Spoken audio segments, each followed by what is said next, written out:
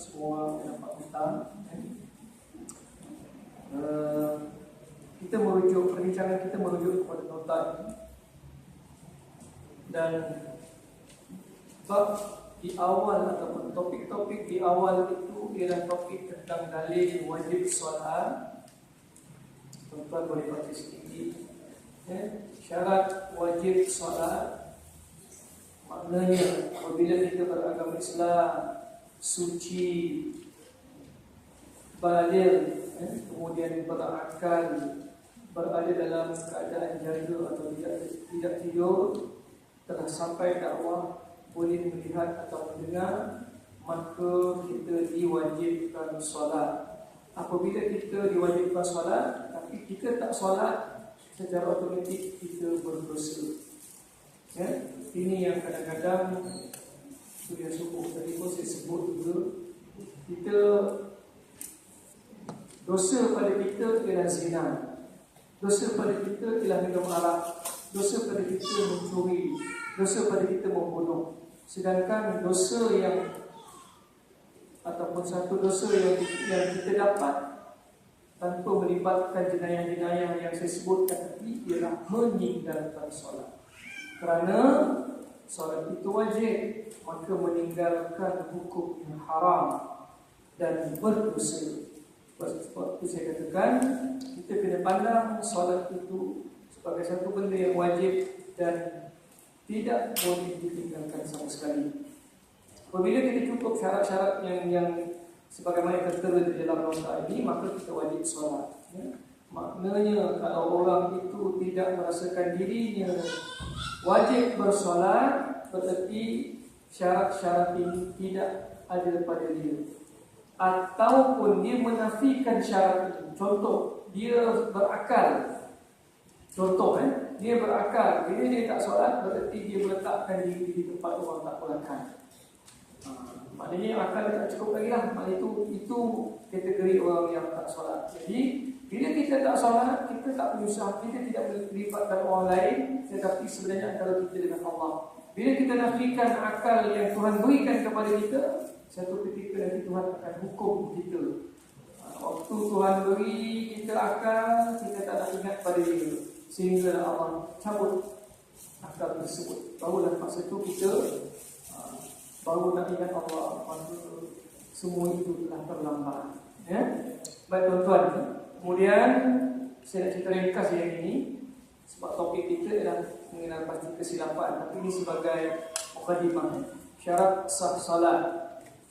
Qala Rasulullah sallallahu alaihi wasallam, la yaqbalu salat, la yaqbalu Allahu salata ahadikum idza ahdatha hatta yatawadda. Salat, syarat sahnya yang pertama adalah suci dari hadas kecil dan hadas besar. Jadi tuan-tuan, kadang-kadang kita bersolat bukan setahun, bukan 2 tahun, tetapi berpuluh tahun kita solat, tetapi kita masih tak dapat feel ataupun kita tak dapat penghayatan solat. Itu je lah, solat habis, solat habis, solat habis. Solat itu tidak mendatangkan kesan pada diri kita. Contohnya, kita pemarah, solat sama je pemarah. Kita mudah terasa, solat sama je. So ini adalah, ataupun satu lagi, kita solat tapi kita ada buat benda-benda yang terlarang. Bila kita solat masih lagi melakukan benda-benda yang terlarang, itu tandanya solat kita tidak diterima Allah Subhanahu Wa Taala. Kerana minyak dan air tidak boleh dicampurkan. Bila kita solat, otomatik benda yang dilarang kita kena tinggalkan. Dia tak boleh solat-solat lah benda yang tak baik pun buat juga. Sebab yang ini hobi. Ini contohnya, yang ini kefarduan. Dia tak boleh berlaku itu. Sebab ayat Al-Quran jelas mengatakan inna salata tanha 'anil fahsya'i wal munkar. Solat itu mampu ataupun solat itu pasti akan dapat menjaga kita daripada perkataan, daripada perbuatan yang keji dan munkar. Baik, yang kedua, suci badan, pakaian dan tempat dari najis. Ini hadas tadi itu adalah hadas kecil dan hadas besar. Hadas kecil ialah cara kita nak mengangkat hadas kecil ialah dengan kita mengambil wuduk. Ambil wuduk ni tuan-tuan, kita tak bincang, tetapi saya nak selitkan, tolong ibu bapa tolong perhatikan anak-anak, suami tolong perhatikan isteri, isteri tolong perhatikan suami. Yang tahu tolong tengok orang yang lakukan yang hampir. Jangan tengok kesalahan orang rumah sebelah, tengok dalam rumah kita. Ya? Betul tak anak kita ambil wuduk? Betul tak isteri kita ambil wuduk? Ini penting, sebab si isteri kalau ambil wuduk tak betul dan suami tidak membetulkannya, maka suami berdosa. Suami sembahyang, isteri tak sah, suami terlibat. Sebab tu kena tengok. Itu juga sebaliknya, kadang-kadang ada yang isteri lebih, perempuan ni dia buat mengaji, ni dia tak macam orang lelaki bukan tak buat mengaji, kurang rajin, jadi begitu. Jadi ilmu tu dapat kat dia lebih. Tak apa, semak. Tapi bila nak betul orang lelaki ni, dia kena ada dia punya, dia ada kesenian dia tak boleh macam orang lelaki betul orang perempuan. Orang lelaki betul orang perempuan, dia sebut dia salah ni, gitu. Orang perempuan dia tak boleh kata begitu. Dia kena tahu dia punya password dia. Kalau tahu password dia, insya-Allah selesai. Baik. Kemudian hadas besar ialah mandi hadas besar ataupun disebut sebagai mandi wajib dan sebagainya. Kita tak fokus. Benda itu terus melihat kepada yang kedua, suci badan, pakaian dan tempat daripada najis. Tempat kalau di dalam masjid ni, dalam surau begini, insya-Allah bersih. Cuma di rumah kita risau. Perhatikan binatang-binatang peliharaan kita. Kadang-kadang dia masuk bilik air, dia basah. Dan ialah ada binatang yang pandai buang air dalam bilik air, dan bilik air itu basah. Jadi dia duduk atas sejadah kita, dan tak payah kucing lah, tak payah binatang kita sendiri pun. Bilik air kita ni kalau siram, hati-hati tuan-tuan. Kalau kita katakan buang air di lantai, kecil di lantai, contoh, bila kita siram, jangan siram sekali. Dan jangan siram tempat itu sahaja. Siram kaki kita sekali. Sebab percikan pada kaki kita tak nampak.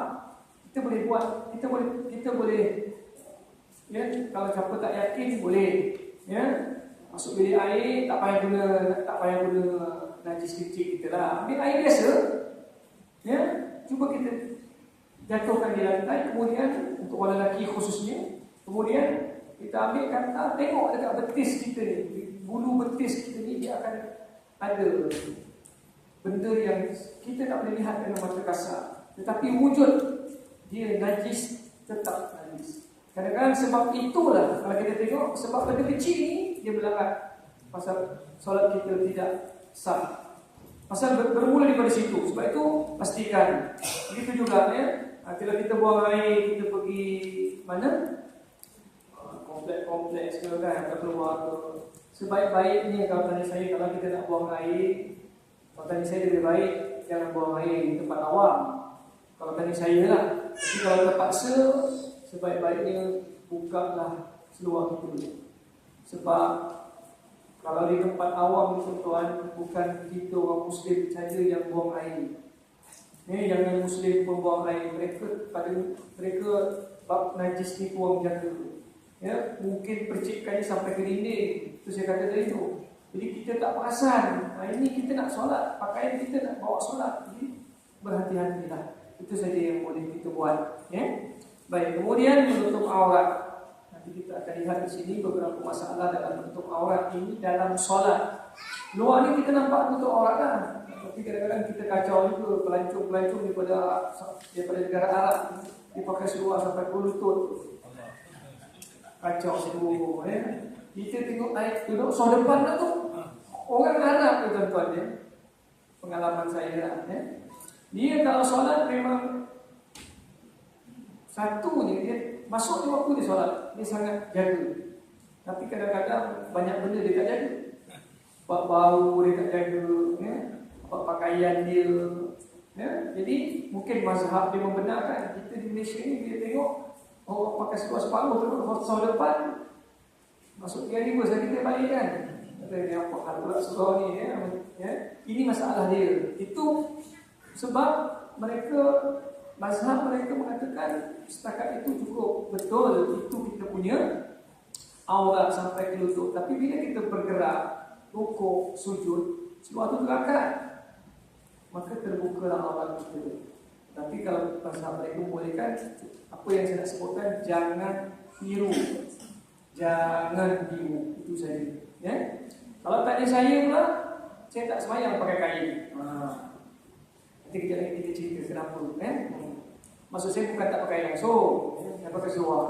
Kita tahu lagi kan pula. Okey. Maksudnya saya semayang, kalau semayang mesti pakai seluar. Ya? Baik. Kemudian masuk waktu solat. Selagi waktu solat tak masuk. Sekarang ni kalau kita buat solat zuhur, tak sah. Sebab belum zuhur lagi. Kecuali kalau dengan niat qada. Pada tahun kita kan, zaman-zaman jahiliah kita. Zaman-zaman jahiliah kita. Ya, bukan zaman jahiliah dulu. Ni kita punya jahiliah. Maksudnya zaman-zaman kita tak perasan mana satu boleh, mana satu tak boleh. Dia tinggal, banyak tinggal daripada buat. Okey, kita masa sedar ni kita buat. Tapi caranya begitu. Sembahyang duha qada. Sembahyang ini qada, waktu yang dibolehkan. Kalau ikutkan yang dicadangkan zuhur, lepas main zuhur sembahyang qada zuhur, begitulah. Ya, jangan rasa terbeban. Ya. Kemudian yang terakhir menghadap ke arah kiblat. Jadi, ya, bila kita dalam kapal terbang, masalah kiblat ke bawah. Bila kita naik kapal terbang, kiblatnya ke bawah. Adakah kita kena menangkuk begitu sembahyang? Jadi ini masalah juga. Apapun pada saya, mungkin itu adalah satu benda yang kita biasa buat. Ya? Baik. Topik kita adalah mengenal pasti kesilapan. Sebab saya takut tak cukup masa nak bincang pasal kesilapan ni. Ya? Bila mengenal pasti kesilapan, ia dalam research ni ataupun dalam akademik ni, dia ada what, when, where, why dan how. Ini ada benda ni. Ya? Jadi pertama sekali yang kita nak bincang ialah what. What ini maksud kita nak beri maklumat dulu. Daripada maklumat ini baru kita akan nampak kekurangan kita di mana. Kalau okey lah, tak ada masalah. Kita tak kata semua kita ni bermasalah dalam solat, tak. Kita tengok kalau ada benda yang terlepas pandang. Kebanyakan kita begitu, terlepas. Bukan tak tahu, tapi terlepas pandang. Okey. Dalam nota ni sebutkan contohnya rukun, kemudian dalilnya dan kesilapan, bentuk kesilapan. Mungkin nanti kita akan buka sesi soal jawab. Mungkin ada kesilapan yang tidak saya senaraikan di sini. Ya, ataupun mungkin berlaku pada diri tuan-tuan dan puan-puan, boleh tanya. Saya tahu, saya jawab. Saya tak tahu pun saya jawab, tapi jawapan saya tak tahu. Kalau saya tak tahu, saya jawab wallahu a'lam. Bolehlah. Ya? Baik. Pertama, membaca niat. Orang kita niat ni nawaitu ataupun usali. Niat ini ialah benda yang lahir daripada hati. Lintasan hati itu niat dah. Contoh. Contoh. Tiba-tiba perut kita berbunyi. Kita terus pergi meja nak makan. Kenapa kita pergi meja tu? Ya, hati kita dah terlintas nak pergi makan. Niat dah tu. Tapi kita makan tak pakai niat. Kita makan pakai doa aja, tak payah pakai niat. Saja aku makan Allah Taala, tak ada. Kalau ada orang sebut begitu, pelik sikit lah. Saya nak ceritakan itulah niat. Niat ini sebenarnya mudah sangat. Sebab itu kalau kita tengok orang Arab, orang Arab sampai dekat sejadah, Allah Akbar. Itu. Dia tak langsung macam kita usoli pula, ya. CD sangkut pula, usoli. Orang lain imam dah rukuk kan. Dia tak usoli lagi. Jadi ini tak betul cara kita, Sebenarnya kita datang masjid ni nak sembahyang, niat dah tu. Cuma pendetilan niat itu yang kita kena buat. Okey. Susah sangat. Kadang-kadang orang kita berniat usoli fardal maghribi salasa raka'atin ma'muman lillahi ta'ala. Banyak. Tuan-tuan, niat kita dah sampai kepada Allah Ta'ala. Kita kat rumah bersiap nak pergi masjid solat tu, niat kita dah ada. Tuhan dah pun tahu niat kita. Okey, bila kita sampai sejadah ni, kita rumuskan saja niat tersebut. Okey, kalau panjang, orang nak, ialah ada, bukan semua orang tahu bahasa Arab. Ada orang ni, dia pun confused juga, banyak sangat makmuman, imaman itu belum sembahyang jamaah takhir itu. Taqdiman takhir orang majmu'an ilahi isya' habis, tak sembahyang dia. Asyik mereka dengan niat. Jadi yang penting ialah sebut waktunya. Usalli fardal maghrib. Ni kalau ni saya bagi contoh paling mudah. Sebab tak ada maghrib yang 2 rakaat, semua 3 rakaat. Faham Sebab kita kadang-kadang yang itu pun salah rakaat. Mula sebut 4 rakaat sebab dah biasa sembahyang 4 rakaat. Mula sebut 4, tapi dalam hati sebut 3. Tak jadi juga. Itu sebab saya kata, untuk hilangkan confuse itu, sebut saja usalli fardal maghrib. Saja aku solat fardal maghrib. Maghrib memang 3 rakaat. Ini saya bagi penjelasan supaya kita faham. Ini step pertama. Mungkin kita ni ada yang baru nak menghafal, baru nak solat. Duduk belakang, makmum dah. Sebut tak sebut, memang makmum duduk belakang. Betul tak? Ini kita kadang-kadang makmuman, sebut belakang imaman, duduk belakang jadi imam. Pun tak jadi juga. Jadi itu saya katakan, kalau kita confuse, ini saya ajarkan step mudah supaya kita jangan, kalau kita sampai kat sini, usolli, kena pula orang sebelah kuat lagi pada kita lagi confused. Dia usolli dia lagi kuat, kita dah elok 4 rakaat dia usolli, kita pun kat mana lagi ulang balik. Tak sudah, kita beri niat ini mudah, sampai saja usolli fardal maghrib. Paling mudah lillahi ta'ala. Kita sembahyang maghrib kalau itu 2 penting. Besok bila kita dah biasa, baru kita detailkan sikit lagi. Tambah satu lagi. Usolli fardal maghribi makmuman pula. Tambah dulu makmumnya. Besok bila dah cantik, itu dah ingat, masukkan pula salah rakaat. Itu step. Sebab ada orang bila kita bagi tahu ini cara, sebab saya mengajar mu'alaf di Jawi. Saudara baru kita ni, dia tak boleh. Jangan bukan saudara baru, yang lama pun sama. Jadi dia tak boleh nak menghafal usolli. Jadi kita bagi mudah. Tapi kita kena fahamkan dia. Maghrib memang 3 rakaat, isya memang 4 rakaat. Jadi duduk belakang makmum, duduk depan imam. Jadi ini maksud yang apa? Ini saya katakan tadi, di Mesir ada imam duduk belakang. Namanya adil imam, duduk belakang. Ada makmum. Tapi apa saya nak sebut tadi, kita duduk belakang makmum dah. Itu kadang-kadang sebab bahasa Arab ni bukan semua orang boleh faham. Kemudian itu sebabnya kadang-kadang kita rasa dalam niat ni kita rasa begini. Kita rasa Arab lah, tapi sebenarnya Melayu. Contoh paling mudah. Ini masalah kita. Cuba tengok dalam kesilapan tu. Sebutan Arab yang dipengaruhi oleh bahasa Melayu. Dalam bahasa Melayu ni, kita banyak disebut dalam istilah bahasa kata pinjaman. Banyak kita pinjam bahasa Arab. Ada 1,800 lebih perkataan dalam bahasa Melayu ini kita copy paste daripada Arab. Buat harta. Masuk dalam kamus Dewan. Jadi bahasa Melayu. Antara ini adalah fardu solat. Itu sebab orang lelaki kadang-kadang ada sembahyang Jumaat. Usolli fardal Jumaat raka'ataini makmuman ta'ala. Jumaat bahasa Melayu.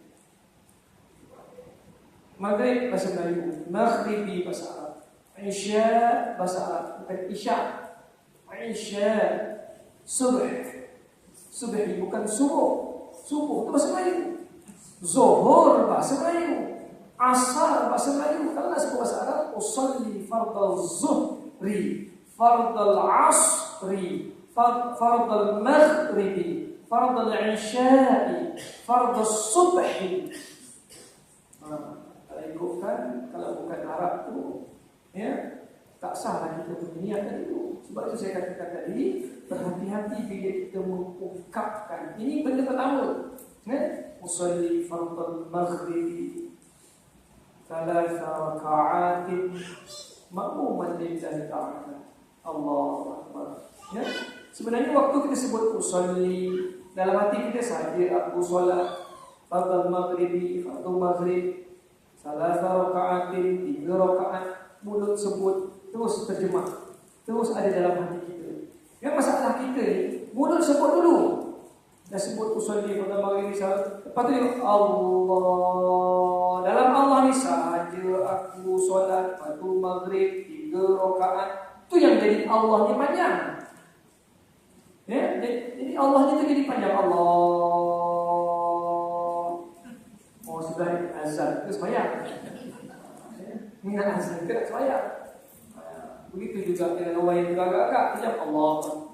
Makan Allah Akbar. Itu orang Arab. Takkan waktu zuhur sembahyang raya. Ya, orang yang banyak takbir ni dah sembahyang raya. Ya, jadi kita ni Allah confuse sangat. Lepas tu saya nak ingatkan tuan-tuan, yakinlah Allah itu Maha mengetahui. Saya dah sebut daripada awal tadi. Kita terlintas hati nak pergi solat zuhur, Tuhan tahu dah. Tapi macam mana kalau yang bukan bahasa Melayu, yang langsung tak tahu bahasa Arab, yang macam mana? Adakah solat mereka tidak diterima Allah? Jadi itu sebab kita kena faham, kita dalam proses memperbaiki, tetapi jangan yang sedang kita lakukan ini mengganggu gugat. Ya, jangan terlalu Allah. Kita nak terjemahkan sahaja aku solat. Kalau berlaku lagi banyak. Kan kita sekolah rendah macam itu kan. Kalau ustaz ni mengajar terjemahkan, menghafal tu sahaja aku solat, jadi banyak ikut nada tu. Ya, sepatutnya bila tadi tu usolli saja aku solat. Di situlah kita dah mula tumpukan. Kalau tidak mulut saja, usolli itu mulut saja. Ya, ini niat. Baik, itu saya katakan ini sebutan. Kemudian waktu dilafazkan, ini kesilapan dalam rukun kita yang pertama. Ya. Waktu niat ini dilafazkan. Bila kita berdiri, ya. Okey, kita berdiri begini sampai dekat saf. Kemaskan diri dulu. Kita kena kemaskan dulu kita punya berdiri. Macam mana kemaskan? Saya pun cerita tentang yang tadi. Kita ni kadang-kadang beri line, tapi kita tak peka dengan line. Saya minta maaf cakap tuan-tuan. Ada orang suka berdiri ikut suka dia. Tumit yang melepas ke belakang.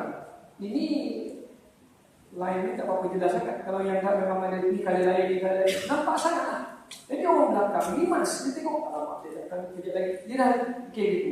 Ini yang saya kata kita solat tak smart. Sepatutnya tengok, kita jangan fikir diri kita saja. Kita tengok orang lain tak ada tersinggung. Maka bila begitu, kita betulkan dulu tumit kita. Yang perlu disamakan tumit, bukan hujung jari. Sebab saya kasut kita tak sama.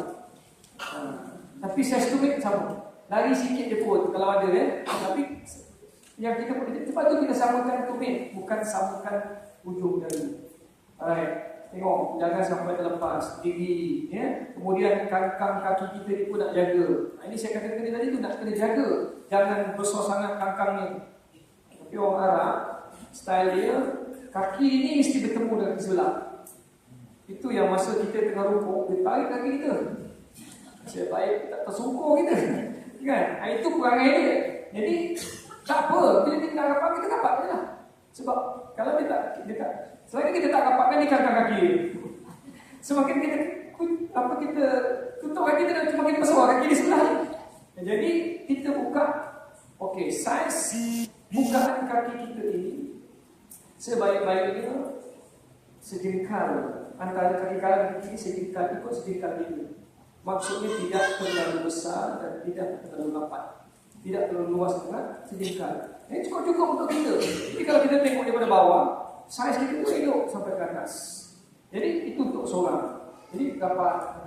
Dan ini saya sangat terjilan sangat dengan orang jemaah kita di Malaysia ni khususnya. Kita sangat tak suka dapatkan soft. Ideal, rendah. Sebab tu kita, orang Arab tak terima kita. Orang ni dia memang suka rapatkan, tarik kita. Tapi dia ganas kita, dia tarik dia. Kalau dia tarik dia. Kalau kita tu peluk sikit lagi rapatkan. Ya? Dia tak, dia main tarik dia. Ya? Itu sebab pada saya, bila kita begitu macam ni, okey, baru kita A'udzubillahi minasyaitanir rajim. Baca istiazah dulu. Ya, A'udzubillahi minasyaitanir rajim. Kenapa nak lindung dari syaitan? Ya, bila kita nak sembahyang ni, syaitan suka mengacau kita. Itu pun usalli fardhu zuhri arba'atin ma'muman lillahi ta'ala. Allahu akbar. Jadi kata Allah. Okey. Orang kita pergi kepada yang kedua. Ini berdiri kepada upaya ini. Okey, saya dah sebutkan tadi. Ini kedudukan kaki, ya. Kemudian keutamaan dalam soft. Sebab dia ini berlaku dalam masa yang sama, ya. Dia tak jauh beza. Jadi kita berdiri. Ya. Okey. Jadi bila kita dah berdiri tadi tu kita dah bincang ni kan, kedudukan kaki kanan kaki kiri kita dah bincang, ya. Berdiri ni kaki tu janganlah, okey, dia kaki jangan macam ni. Bila macam ni, okey, apa berlaku kan? Bila kita macam ni sangat, orang sebelah sini dia tak boleh rapatkan, takkan dia nak kaki dia macam ni. Jadi kita macam ni, jadi macam ni senang nak rapatkan antara kaki-kaki tu, ya, antara kaki kita dengan kaki orang lain. Kalau kita macam ni, kaki kita pasal macam tu. Bayangkan kalau kita terpaksa begitu, kaki kita nak rapatkan. Jadi kalau macam ni dia nampak, ya, sebab itu jangan terlampau sangat untuk buat begitu. Kalau boleh, kalau buat buka sikit, ya, untuk rapatkan antara kita dengan orang lain. Okey. Kemudian tadi soft saya dah katakan, jangan melangkau atau jangan sempat orang lain di belakang, ya. Ada orang kadang-kadang dia tak jaga sebelah ke depan, sebelah belakang, dia berdiri di situ je sepanjang solat. Ini juga anjuran untuk kita kadang-kadang bila di solat tu depan kita tu macam-macam orang diri dia pun dah tak betul. Ya, dia tak kisah kaki ni sebelah kanan ke depan, sebelah belakang, dia tak kisah, dia main diri. Allah.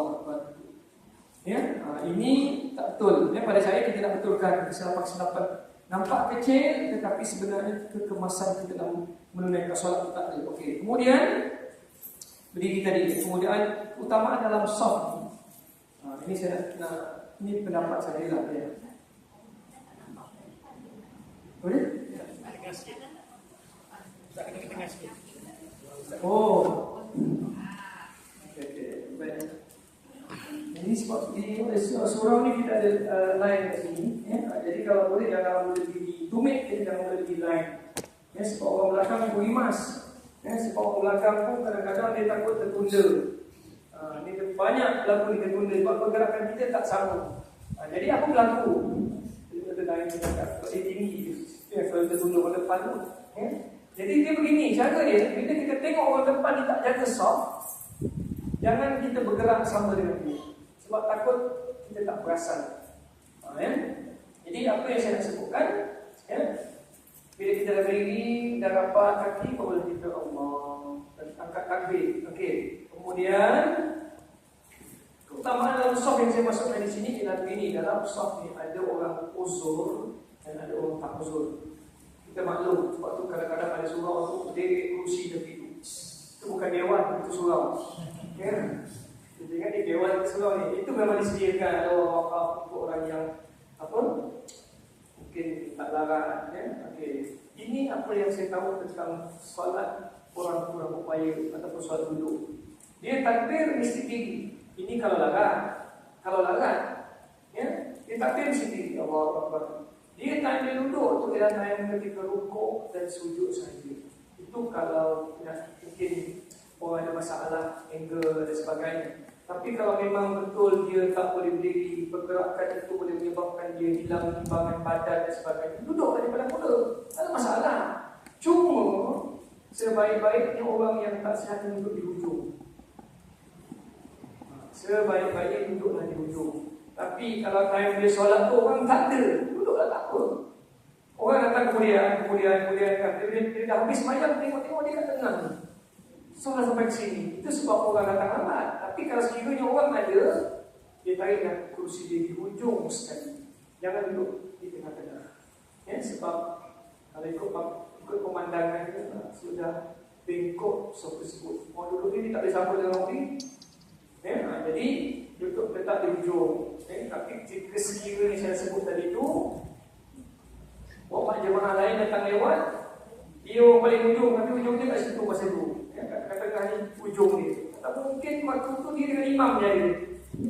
Duduklah dengan imam. Maka itu tidak jadi masalah. Cuma kalau orang ramai beri peluang kepada orang lain. Ini satu. Kemudian yang kedua, saya nak selit sikit. Saya nak selit sedikit di sini. Penting bila bawa anak pergi solat. Anak saya nombor 1 kecil, umur besar tapi badan kecil. Sampai di darjah 6, orang kata di darjah 2. Dia di darjah 6, tetapi orang kata di darjah 2. Okay, saya kata dengan dia pergi semayang kat belakang. Pergi semayang. Dia komen kat saya, dia dah kata dia dah belajar semua ni. Dia kata tak apa, pergi semayang kat belakang. Belakang maksud saya lah soft, jangan duduk di depan, soft di belakang-belakang. Kalau bukan duduk soft budak-budak tu. Jadi maksudnya kenapa? Sebab kita nak jaga hati orang lain.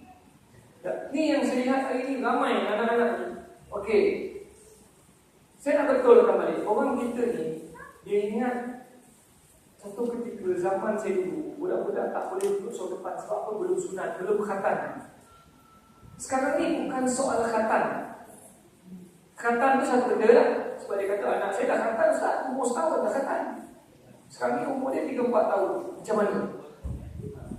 Jadi apa yang saya nak sebutkan ialah bukan soal khatan, tetapi soal budak-budak. Jadi yang belakang boleh bisa. Boleh ambil sebelah sana. Kena betulkan kedudukan dia. Semua ramai. Ya. Jadi yang belakang dia boleh keluar. Jadi yang belakang bagi laluan dan bagi ruang kepada rakan-rakan kita. Baik. Saya sambung sikit sambil dulu. Apa yang kita fokuskan ialah budak-budak ni, dia memang sikap semula jadi. Dia dah kata, dia bersih, dia faham semua tentang hukum hakam. Tapi budak-budak kita boleh tengok dia sembahyang. Allahu Akbar. Dia kadang-kadang dia tak sekali budak-budak. Dia suka-suka hati dia kalau dia buat lari niang badan kan dia sekarang sembahyang tu. Tengok. Orang yang sembahyang di belakang, sebab tu saya katakan kadang-kadang orang kita ni bila kita tegur dia marah. Bila kita tegur dia marah. Budak ni, okey boleh ni tahu sembahyang. Budak-budak, lagi satu budak-budak ni. Perangai ni pernah berlaku. Dia nampak kita letak handphone, letak cermin mata, kan? Apa lagi? Kunci kereta, tak ke depan kan? Macam-macam lah, kadang-kadang ambil duit. Budak, dia bukan nak mencuri, tapi dia kegairahan dia nak tengok benda tu. Tiba-tiba dia pergi ke handphone tu, dia pergi. Itu sebab saya kata, jangan letak benda di depan.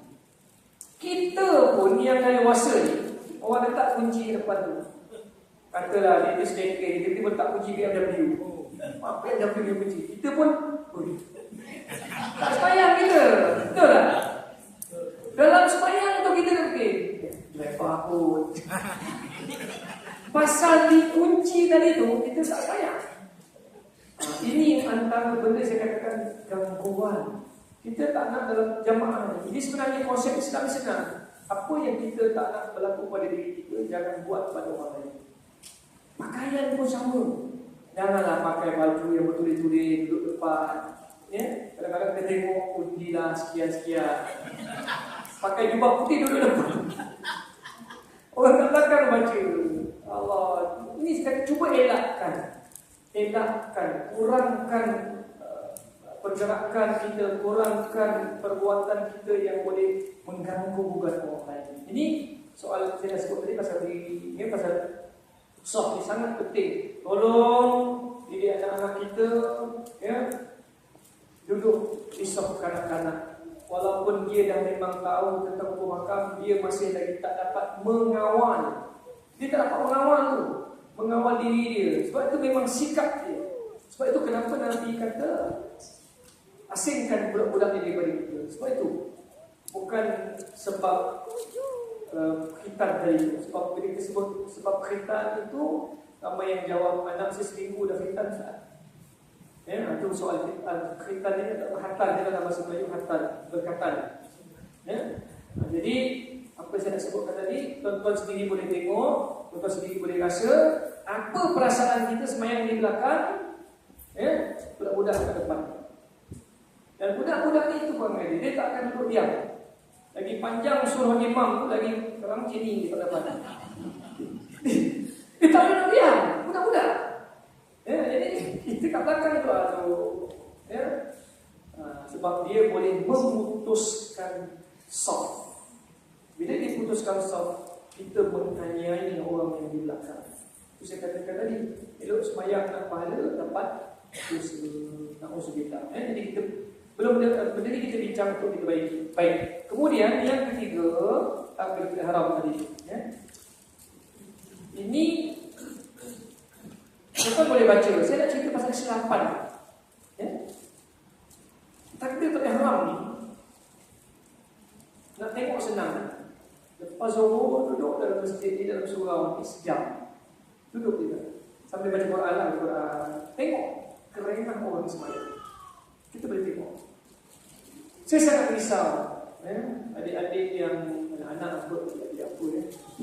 Anak-anak yang usia belasan tahun, dia mungkin kurang penjelasan. Takbiratul ihram ialah lafaz Allahu Akbar, bukan angkat tangan. Saya kadang-kadang tengok siap, saya panggil, saya kata faham tak takbiratul ihram ni apa? Sebab dia angkat. Mungkin kita kadang-kadang kalau dekat apa masjid pun ada handphone, dia kata silent mode kan. Dia tidak faham kot kita suruh handphone yang silent, bukan dia yang silent. Dia tidak sah. Ini rukun. Sebab tu kita tengok Arab dia datangnya Allahu Akbar, tak angkat tangan pun. Itu tengok sebelah. Tak angkat tangan. Angkat tangan ni hukumnya sunnah. Angkat tangan ni pula macam-macam. Ada yang separuh diam, Allah. Tak naik ke atas. Ya? Separuh diam, Allah Akbar. Ya? Okey, bagaimana orang lelaki nak bertakbir? Orang lelaki bertakbir, okey. Dia bukan kena, ini bukan mesti kena ke sini, tetapi ukurannya tu nampak. Untuk kita pastikan tapak tangan kita itu menghadap ke kiblat. Allahu Akbar. Ya? Allahu Akbar. Ini kita kadang-kadang Allah. Sayang sikit gitu. Tak sampai. Yang separuh tiang ni jauh lagi. Ya? Ada pernah saya jumpa di kampung. Kita lagi baik macam ni. Allah Akbar. Ini Allah. Saya tak faham tuan-tuan. Kita ni saya tak. Itulah saya katakan tadi ya. Benda-benda macam ni yang kita mungkin tak diterangkan secara jelas. Yang penting takbir itu. Jadi saya ingatkan kepada anak-anak ya. Sampai itu yang penting Allah Akbar tu. Allah cukup didengar oleh diri. Yang takbir pun ada masalah juga. Yang tak itu yang tak baca takbir.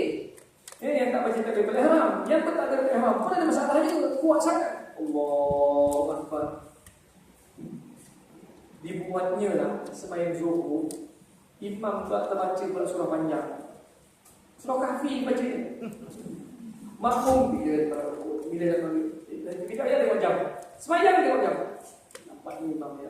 Tiba-tiba datang kita, suara kita dah besar. Kita pun Allahu Akbar, rukuk je. Dia ingat imam. Tu saya kata, yang tak kena ihram ni pun nak kena jaga. Kalau tahu suara kita ni bass, ya, jangan kuat sangat. Dia sebenarnya memadai dengan suara angin pun memadai. Tapi sebaik-baiknya keluarkan sikit lah sebab waktu pendek dia. Allah. Ya, jangan sampai mengganggu orang lain. Itu yang Allah. Itu pengganggu tu. Tak betul. Sebab tu saya kata orang perempuan dia kena rapat Allah. Dia memang tak boleh ke atas. Itu Allah.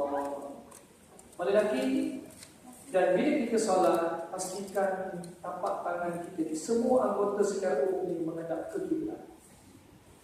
Semua anggota kita menghadap ke kiblat, ya. Jadi tarbiyah anggota badan kita semua ni menghadap. Sebab tu nanti kita akan tengok ada orang letak begini, ya, dekat jari. Sebenarnya kita letak macam ni supaya jari kita tu ada kiblat, bukan ke bawah. Okey, ya, baik. Kemudian ini saya katakan tadi kekeliruan antara takbir dengan apa, mengangkat tangan. Jadi tangan ni kalau nak angkat betul. Mengangkat tangan ini dapat pahala sunat. Takbiratul ihram itu rukun. Maknanya buat sekali. Allahu Akbar. Kalau panjang sikit Allahu Akbar. Dia bukan Allahu Akbar. Selagi tak, bar tu tak boleh panjangkan. Bar tak boleh panjangkan. Ini orang kita kadang-kadang silap, ya. Sebutan ni sebab tu kita kalau boleh kena tahu sikit lah bahasa Arab. Sebab bahasa Arab panjang pendek boleh mengubah makna. Ya, baik. Kemudian tadi cara nak buat betul-betul, ya. Kalau nak buat betul-betul. Kalau kita semayang seorang atau kita imam, Allah, tak apa ni buka ni. Allah. Tapi kalau sempit, orang ramai, sempit, jangan pula buat macam ni. Kena tukar. Sebab itu saya katakan, kita kena faham benda itu betul. Kita ramai, buat mana yang mampu. Mungkin kita dah macam perempuan lah. Allah. Dah tak boleh buka. Jangan kita, Allah, kita siku pun orang sebelah. Orang sebelah pun dia punya siku, Allah. Dia tak macam ni lah. Dia Allah. Dah. Jadi solat kita tadi tu dah habis. Ya, jadi gaduh. Ya, sebab itu saya katakan tadi, hati-hati, nampak mudah. Ini kita nak buat ni dalam bentuk sendirian dan jemaah. Jemaah tu yang sangat perlu jaga. Kalau sendirian tu mungkin ya, kita boleh apa lagi, ya? Boleh kawal lagi. Ini. Kemudian seterusnya membaca surah Al-Fatihah. Sebenarnya membaca surah Al-Fatihah ni sebenarnya kalau nak bincang satu kuliah. Satu kuliah pasal Al-Fatihah ni. Saya cuma nak highlightkan beberapa perkara. Okey, tengok kesilapannya. Bismillah tak lafazkan. Dia pergi Mekah. Kita pergi Mekah, ada yang balik tak baca bismillah. Ini saya kata faham. Kalau tuan-tuan tengok ayat ni, ayat Quran dengan rukun negara lain, apa beza dia? Satu yang ni Arab, yang tu Jawi, yang tu Melayu, Bumi. Yang kedua, rukun negara nombor satu, kepercayaan kepada Tuhan. Betul? Disebut nombor dulu baru maklumat. Bahasa Quran dia maklumat dulu baru nombor. Sebab itu satu-satunya cari dalam Quran, satu-satunya bismillah yang bertulis nombor satu hanya pada suratul Fatihah. Siapa tak baca bismillah, Fatihahnya tak cukup, ayatnya tak cukup. Bila tak cukup, tak sah. Dia rukun. Sebab itu ada orang pergi Mekah, dia tak dengar imam di Mekah, dia tak baca bismillah kuat. Dia beza, ya? Bukan tak baca bismillah, tapi tak baca bismillah kuat. Dia Allahu Akbar, dia sebut bismillah, dia baca tapi tak kuat. Alhamdulillahi Rabbil Alamin. Kita dengar itu je. Balik Malaysia jadi imam kita. Allahu Akbar. Terus tak baca langsung. Alhamdulillahi Rabbil Alamin. Sebiji macam macam Imam Sudais. Tapi tak baca bismillah, solat tak sah. Sebab itu kita kena faham 7 ayat itu termasuk bismillah. A'udzubillah kena baca tak? Baca tapi jangan baca kuat. Kalau saya baca Bismillahirrahmanirrahim. Itu satu. Yang kedua, itu bilangan. Yang kedua, bila kita sembahyang, kita kena ada disiplin membaca Quran. Apa disiplin membaca Quran? Daripada bismillah itu kita dapat tengok. Bila kita baca Bismillahirrahmanirrahim, maknanya kita baca Irrahim 2 rakaat. Maka semua kena baca 2 rakaat. Alhamdulillahi Rabbil Alamin, Ar-Rahmanir Rahim, Maliki Yawmiddin. Sampailah habis kecuali waladhdallin. Semua ujungnya kita baca 2. Tapi kalau kita baca 4, itu yang selamatlah, yang sederhana. Bismillahirrahmanirrahim. Boleh buat lagu sikit kan? Alhamdulillahi Rabbil Alamin. Sampailah habis. Dan paling pendek 2 harakat.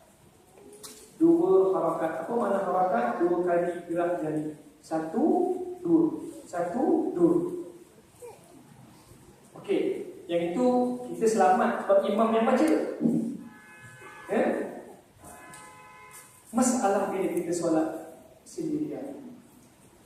Biasa buat kan sembahyang Zuhur. Ataupun sembahyang Maghrib tapi yang baca sendiri. Kita buat. Bismillahirrahmanirrahim. Alhamdulillahirabbil alamin. Arrahmanirrahim. Maliki yaumiddin. Betul tak? Saya dah kata tadi, sependek-pendeknya ialah 2 harakat. Bismillahirrahmanirrahim. Alhamdulillahirabbil alamin. Arrahmanirrahim. Maliki yaumiddin. 2. Saya tahu ramai orang baca macam itu. Bismillahirrahmanirrahim. Alhamdulillahirabbil alamin. Arrahmanirrahim. Itu 1 rakaat. Buka kitab tajwid tak jumpa. Tapi kalau nak pendek lagi sambung. Bismillahirrahmanirrahim. Alhamdulillahirabbil alamin. Arrahmanirrahim. Maliki yaumiddin. 3-4 ayat 1 nafas. Boleh. Tapi nak kena betul cara. Ini kita baca, istilah ini kita baca sambung tapi menggunakan bacaan berhenti. Kita baca berhenti, terbalik. Kita baca berhenti tetapi menggunakan bacaan sambung. Bismillahirrahmanirrahim. Alhamdulillahirabbil alamin. Arrahmanirrahim. Subhanallahi maliki yaumiddin. Iyyaka na'budu wa iyyaka nasta'in. Ya, mesti baca nasta'in ihdinas siratal mustaqim. 2 rakaat. Panjang sikit. Ini ramai kita sembahyang Zuhur atau baca sendiri memang buat begitu. Tolong ya. Sebenarnya lepas ni kalau tak percaya cek. Lepas ni kita sembahyang fokus. Bismillahirrahmanirrahim. Alhamdulillah. Itu baru yang 2 rakaat saja yang kita fokuskan. InsyaAllah solat kita akan fokus. Itu belum lagi maknanya, hukum-hukum yang lain. Itu saja kita fokuskan. Nak jaga setiap akhir ayat perkataan yang kita baca itu 2 rakaat. InsyaAllah fokus. Ya, ini penting. Baik. Kemudian ada lagi yang tak menepati hukum tajwid, ya. Tetapi tidak menepati hukum tajwid ini penting untuk imam, ya.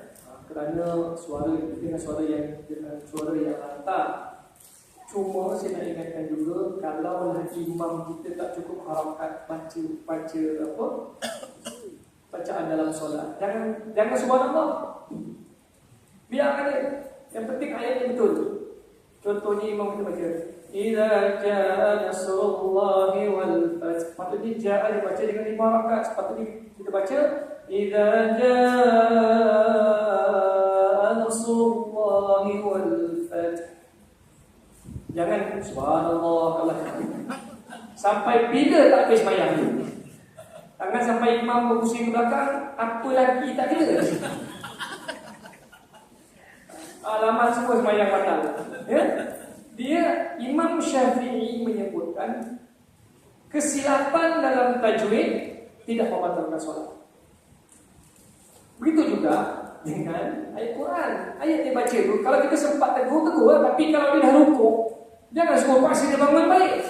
Kita rukuk lah. Sebab imam pun makan belajar juga. Jadi maknanya ada sifat rukuk-rukuk ni biasalah manusia. Kadang-kadang dia confident dia baca. Dia baca, dia mula-mula baca wattini. Wattini waz-zaituni wa-turi sinin wa hadzal baladil amin. Bila sampai dekat illal ladzina amanu wa 'amilus solihati wa tawasaw bil haqq. Pendek dia. Wa tawasaw bis sabr. Kita baru nak subhanallah. Kita baru nak subhanallah tadi dia Allah. Ikutlah. Ikut. Ya, baru ni saya sembahyang di Masjid Putra. Saya tegur seorang. Ya, satu tuan-tuan boleh sembahyang dekat sebelah kanan. Maaf cakap, ya, bau rokok ni sangat kuat. Saya mufarakah. Dia batalkan solat saya buat tidur dan saya pergi tukar sebelah sana. Sampai sebelah sana lain lagi juga ada. Ingatkan kat sini lepas ke sana, okey. Sampai sana ada seorang makhluk Allah ni supaya Allah baca kuat. Dia seorang ni sembahyang, orang lain tak sembahyang kat lain. Dia baca kuat. Dia tak boleh dengan saya dah tinggal satu rakaat. Allahu Akbar. Rakaat kedua. Dia pun takbir Allahu Akbar, tapi dia baca Fatihah dihabiskan. Orang dah rukuk, kita dah rukuk lah. Saya dah bangun lah. Ya Allah, alhamdulillah. Dia baru rukuk. Maknanya dia tertinggal satu rakaat. Tapi dia tambah satu. Saya cakap tadi, lepas sembahyang dia tanya sikit lah yang mula-mula tuan ni mana begini. Okey, dia kata bukan apa, saya perasan tadi kita sama-sama sembahyang. Saya dengan dia sama-sama takbir dengan dia. Bahawa kita rukuk imam rukuk memang Fatihah tak habis. Fatihah kita tak habis, tapi bila imam rukuk kita kena rukuk. Ini adab dalam solat berjemaah. Dan kalau nak selamat, imam rukuk aja, baru baca bismillahirrahmanirrahim, Allahu Akbar, rukuk lah. Safe. Jimat kita, imam tanggung kita punya Fatihah. Ya, sepatutnya kita seronok. Tapi dia tak, dia baca alhamdulillah. Dia habiskan Fatihah ni. Kita dah rukuk dan kita dah tidak, ya Allah. Dia tak rukuk lagi tu. Bila kita nak sujud baru dia nak rukuk. Kemudian yang masalahnya, okey, benda tu menunjukkan dia sudah tertinggal satu rakaat. Mana jadi dua rakaat lah yang dia tinggal. Okey. Saya tambah satu, dia pun tambah satu. Cakap dengan dia. Cuba tanya imam. Saya suruh tanya imam. Imam yang nak jaga solat. Cuba tanya imam. Imam, saya rasa yang saya belajar setakat yang saya tahu, itulah. Bila kita tak rukuk dengan imam, maka kita tertinggal rakaat. Dia rakaat itu diambil daripada rukuk. Perkataan rukuk tu, rakaat tu rukuk. Sebab itu kena orang Arab ini jangan ikut, ya. Orang Arab ni kadang-kadang tak senonoh ni banyak pada yang senonoh, ya. Dia ambil wuduk, imam rukuk, dia rukuk kat situ. Takkan Allah. Lepas tu dia jalan. Arab ni, ya, orang Arab sebahagian ni pun bukan macam, dia bukan semua faham sangat pun, tapi Allah Alam lah dia mazhab dia lain. Ini perlahan. Saya kata, ya Allah, orang Arab ni memang cacat merbah sangat. Ya, bab ibadah, tapi dia jaga sembahyang tu, waktunya, ya. Cuma kadang-kadang perlakuan dalam solat dia tak jaga. Ya, itu kadang-kadang kita tengok, subhanallah. Ya, kalau boleh orang Melayu jangan ikutlah. Ya, bila tak betul tak payah ikutlah. Ya. Ada orang kita ni, ya, pantang orang Arab ikut dia. Sebab apa? Sebab Nabi orang Arab, dia lupa yang Abu Jahal orang Arab juga. Abu Lahab pun orang Arab juga. Kan, baca-baca Nabi lah ke tu. Ya, jadi menunjukkan bahawa bukan bangsa tu tak penting, yang penting keimanan kita. Jadi, ya, apa saya nak sebutkan ialah pergerakan tadi tu, ya, ialah mengikut, ya, dan tidak menimbulkan fitnah pada orang lain. Okay, kita baca Fatihah, ya, kita jaga dia, dan kita baca, ya, Bismillahirrahmanirrahim, Alhamdulillahirabbil alamin. Dan imam sebaik-baiknya lepas walau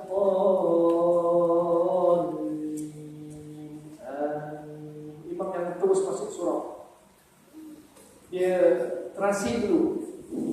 Dalam kadar transit itu ialah sekali membaca Qul secara sederhana. Maksudnya dia baca dalam hati. Saya baca kuat, tapi jangan baca kuat. Maksudnya saya baca dalam hati, kadarnya ialah Bismillahirrahmanirrahim. Qul huwallahu ahad, Allahus samad, lam yalid wa lam yulad wa lam yakul lahu kufuwan ahad. Kadar itu kita bagi peluang kepada makmum baca Fatihah. Makmum pula bila imam bagi peluang, jangan dia baca macam imam juga. Kadang dia kat belakang mereka. Bismillahirrahmanirrahim. Alhamdulillah. Bila makmum imam bagi peluang, baca yang pendek. Bismillahirrahmanirrahim. Alhamdulillahirabbil alamin. Arrahmanirrahim. Cepat. Jadi setidak-tidaknya bila kita sampai kepada Imam baru masuk kepada surah tadi. Sebab bila imam baca surah dia, ya, ramai di antara kita tak boleh baca Fatihah. Kena pula imam tu suara dia merdu. Tak boleh baca. Baca-baca terdengar sana tak ke mana kita ni Fatihah. Ulang balik. Sebab tu bagi ruang supaya makmum baca Fatihah. Ya, baik. Kemudian itu kalau sembahyang sendirian, kalau sembahyang berjemaah. Kemudian rukuk serta tamakninah. Rukuk, saya tunjukkan cara rukuk. Okey, kaki kita tadi dah buka, Bila kita rukuk, ada pendapat mengatakan tapak tangan kita ni ada di kepala lutut kita. Tapi tengok juga kejadian kita ni. Tengok ada orang tangan pendek, kalau orang tangannya pendek dah tunduk sangat. Jadi tak semestinya. Cuma itu kadar. Kalau kita tengok itu kadar, sebenarnya yang penting ialah kedudukan kita itu 90 darjah. Itu yang penting. Jadi cara nak dapatkan 90 darjah ni kebiasaan ataupun orang normal tangannya letak di lutut. Dia letak di lutut atau bawah sikit pada lutut. Dan pastikan bila kita letak, contoh kita letak, belakang kita ini mesti diluruskan. Tekan supaya dia lurus. Jangan biarkan dia melengkung begitu. Saya belajar dulu, disebutkan saya boleh letak gelas berair ke atas ni. Maknanya untuk pastikan benda itu stable, lurus. Sebenarnya baik untuk kesihatan. Bila kita tekan begini, urat kita ni akan ditarik daripada kaki ni. Tapi orang tak biasa yang buat. Kan tak semayang. Dia kena latih. Sebab tu orang kata semayang itu senaman. Senaman ialah bagaimana kita senaman yang begitu tu, cuma kita tak sampai ke tanah buat sini, tetapi letakkan belakang lurus. Kepala, muka pandang tempat sujud. Mana tempat sujud kita? Pada itu. Barulah kita akan dapat dari segi fizikalnya dan pergerakan kita tu. Ada orang separuhnya dibengkokkan gitu. Kalau tak mengenai orang lain tak apa. Tapi kita takut mengenai orang lain. Sebenarnya orang pernah tanya saya yang mana betul yang bengkokkan siku ke yang, saya kata itu semuanya adalah kalau orang tak ada tangan. Jadi aku buat gitu je lah. Kan? Kamu buat gitu. Sebenarnya kadar nak tentukan belakang kita ini berada dalam keadaan yang lurus, kadarnya adalah tangan kita ini berada di lutut. Kalau nak bawa lagi boleh, tak ada masalah. Ikut kita lah. Itu sebab saya katakan, tak penting yang tangan di lutut tadi. Yang penting ialah bentuk badan kita 90 darjah. Mata pandang tempat sujud sambil kita bertasbih. Subhana rabbiyal azimi wa bihamdi. Sekali cukup. Tapi tahu maknanya. Ini kita berdesuk, berdesuk. Kan? Tak tahu makna. Dia dengar ustaz kata kalau 3 kali imam tak bangun lagi, baca 5 kali. Kalau 5 kali kita baca imam tak bangun lagi daripada rukuk, baca 7 kali. 7 kali, 9 kali, 11 kali. Itu yang dia berdesuk tu juga. Dia kita pun Allah baca sekali cukup. Subhana rabbiyal azim wa bihamdi. Apa ada dalam hati kita? Maha suci Allah yang maha agung dengan segala pujian-Nya. Itu lebih baik sekali, tapi kita tahu apa yang kita baca daripada kita sebut dia tapi tak tahu apa benda. Itu sebab saya katakan solat ini kena faham. Bila kita buat setiap pergerakan kita kena tahu dan kita tahu apa yang kita baca. Kemudian seterusnya, ini yang saya sebutkan kesilapan di sini adalah kesilapan terlalu cepat. Ini kalau sampai sendiri, dia touch and go, ini masalah dia. Atau mungkin smart tag. Dia macam ni, Allahu Akbar, Assalamualaikum. Ada gitu. Smart tag kot, apa yang go kunci dulu. Dia begitu. Allahu Akbar. Lagi satu saya nak tegur sikit. Kita ni kadang-kadang bila sembahyang zuhur real. Bila sembahyang sunat, kalau tak nak buat haiwan, maaf cakap bunyinya kasar, tapi dalam solat ini Imam Malik rahimahullah ta'ala dia kata bukan solat tu yang penting, Tetapi siapa yang kita sembah dia? Itu penting. Kalau adakah Tuhan solat sunat kita dengan Tuhan solat fardu kita lain? Kalau Tuhan yang sama, so kita kena tunaikan dengan bentuk yang sama. Cuma rakaatnya berbeza, cuma benda itu berbeza sifat fardu atau sunat. Imam Malik pernah tegur. Imam Malik ni begini, satu ketika dia pernah, orang hebat Imam Malik kan, orang datang, wahai Imam Malik, saya terlupa letak duit di mana? Imam Malik ni senang dia kata, ambil uduk, sembahyang. Orang tu pun sembahyang. Elok dia sembahyang, setan pun datang. Setan kata, kau letak dekat bawah ni, terus dia balik. Dia tak balik, lari tu balik. Lepas tu dia datang balik. Terima kasih banyak. Imam Malik kata, aku dah lupa dah duit aku. Imam Malik kata, sembahyang. Sembahyang balik dia. Aku dah lupa dah hari ni. Apa buat sembahyang ni? Imam Malik tegur, dia kata, bukan soal solat sunat atau solat wajib. Tetapi bila kita menghadap Allah, pastikan sama saja pada kita Allah itu satu, tidak ada bezanya dengan solat wajib atau solat sunat. Sudah ingatkan ni, kalau kasih solat sembahyang, jangan sembahyang. Ini kita tengok Allah. Begitu ya. Gitu ya. Dia semua jadi sejalan lemah sangatlah. Ya, mungkin tak makan lagi lah. Ya, mungkin sebab Zuhur dia tak makan lagi. Baliklah makan. Ya, lepas sunat. Sebab kita kecewa dia buat solat sunat tu macam nak tak nak. Nak buat betul-betul. Kalau tak nak buat, tinggalkan. Ini maksudnya. Ya. Baik, kemudian kita tengok. Ya. Semua rukun ini jangan terlalu cepat. Ya. Jangan kita bangun sujud kita juga. Pernah berlaku zaman Rasulullah. Ya. Nabi tegur janganlah seperti ayam yang mematuk padi. Ya. Sebab seperti itu. Ya, dia tak. Kita kena tamakninah. Tamakninah ni apa dia? Okey, ya. Tamakninah ini ialah sekurang-kurangnya apa tamakninah? Bila kita rukuk, Allahu Akbar. Paling pendek kadar tamakninah itu kita membaca subhanallah. Itu kadar paling pendek. Maknanya itu paling paling cepat kita boleh. Maknanya kita berhenti subhanallah, subhanallah. Tapi kalau dia terus bangun, tak sempat lagi subhanallah pun. Kadarnya adalah membaca subhanallah, itu paling pendek. Sedangkan kita wajar membaca subhana rabbiyal azim. Maknanya panjang lagi lah pada itu. Maknanya kalau orang tu pendek, kalau orang tu cepat, itu apa yang dibaca? Soalan kita tak apa yang dibaca. Tapi kita rukuk subhanallah, itu paling pendek. Ya? Kalau yang sebaiknya subhanallah ya rabbil wa bihamdihi baru saja Allah liman hamidah. Sama juga tamakninah.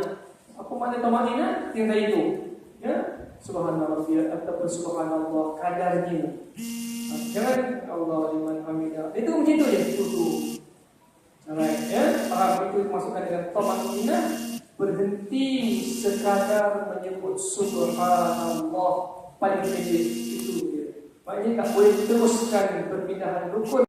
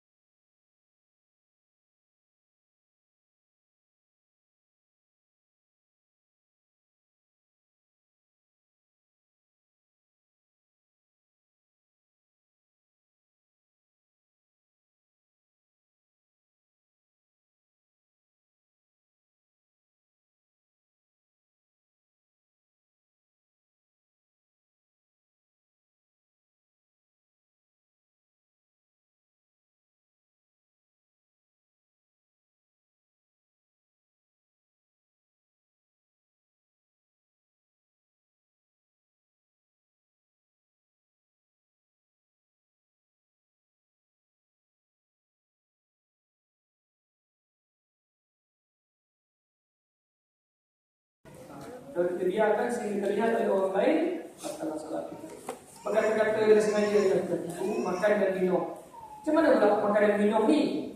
Di sini kan kita makan tadi makan gulai kawah. Contohlah, contoh. Daging kita melekat kat gigi kita. Kan? Gulai kawah sedap lalu. Boleh kita contohnya lah. Jadi tengah semayang tu ada telan. Itu dianggap makan. Makan tu. Habis apa nak buat? Kena buang, letak kat bibir. Letak kat bibir ni buang. Itu saya katakan tadi. Jangan telan. Telan itulah makan. Batal solat. Kalau rasa-rasa berbaloi batalkan solat, tak apa. Telan lagi. Saya sangat tadi batalkan solat. Solat balik. Pergerakan sebanyak 3 kali berturut-turut. Bila kita nak ubah soft katakan, 1, 2, 3, kan boleh ke depan ni, jangan ikut orang Arab. Orang Arab dia lain sikit dia, begitu je dah sampai ke depan. Dia tak kira ke hulu ke hilir, dia selama. Kalau situ kosong orang tak pergi, dia pergi selama dia pergi. Menyilang orang. Sebab kita kadang-kadang orang kita ada masalah. Bila kita tak nak rapat, bila semua tu tempatan kita nak rapat, dia biar dia kosong. Sepatutnya dia rapat. Yang ke depan ialah orang yang hujung sekali. Kemudian dia rapat lagi ke sana. Itu sebagai contoh. Kemudian berubah niat. Satu, batal salat. Menambah rukun perbuatan atau fi'li macam perbuatan-perbuatan yang mencurigakan tadi yang saya tidak sebut. Kemudian meninggalkan salah satu daripada rukun solat juga batal. Tidak sempurna syarat sah solat, iaitu tak masuk waktu lagi, kita tak suci daripada hadas kecil dan hadas besar, kita tidak menutup aurat dan sebagainya. Perkara-perkara yang makruh dalam solat, menoleh ke kanan atau ke kiri, batal tak? Tak batal, tetapi makruh. Sebab tu kita disuruh pandang ke tempat sujud ataupun makan sujud, iaitu tempat sujud supaya kita fokus kepada satu. Dan kadang-kadang jika sekiranya buka mata macam-macam, kita kalau buka mata macam-macam, jadi tutup mata tu baru boleh tenang sikit. Walaupun hukumnya makruh menutup mata ketika kita solat, demi konsentrasi kita, demi fokus kita, diharuskan. Sebab kalau buka begini, biasalah kan, hijab yang lalu, depan kita, supaya hijab kan. Elok pula jenis jaga-jaga orang tu kan senyum pula kita. Senyum seorang-seorang, kalau kita tahu, kita ni tahu. Macam-macam. Masa itulah tengok sejadah. Kita ni, kita tengah semayang, macam-macam jenis sejadah tu ada kat kepala kita. Dia lepas semayang ni, sejadah ni tak boleh pakai ni. Lepas semayang langsung dari kat sejadah. Itu yang salib lah, itulah, inilah. Masa semayang, siapa buat tu? Inilah tiga syaitan. Kemudian memberi isyarat dengan tangan, makruh. Tapi kalau terpaksa, kita semayang, orang nak lalu, jangan bagi dia lalu. Kalau dia tunduk, dia pasal, dia ketuk dia. Tapi kita halang dia. Jangan dia ketuk, dia ketuk. Ataupun jangan di bawah, kita angkat kaki lah. Angkat tangan je, tangan saja untuk kita halang. Memang ada hadisnya, lau ada ayat ini menyebut hadis menyebutkan lau ya'lamul mar'u wa baina yadayhi usalli, kalau orang yang lalu itu tahu apa yang salat ini dengan orang yang ada dengan tempat sujudnya, maka dia kata apa? Lebih baik dia berhenti menunggu orang itu solatnya selesai 40 tahun. Maknanya besar tu dia punya. Tapi kita ni kadang-kadang yakin orang kita suka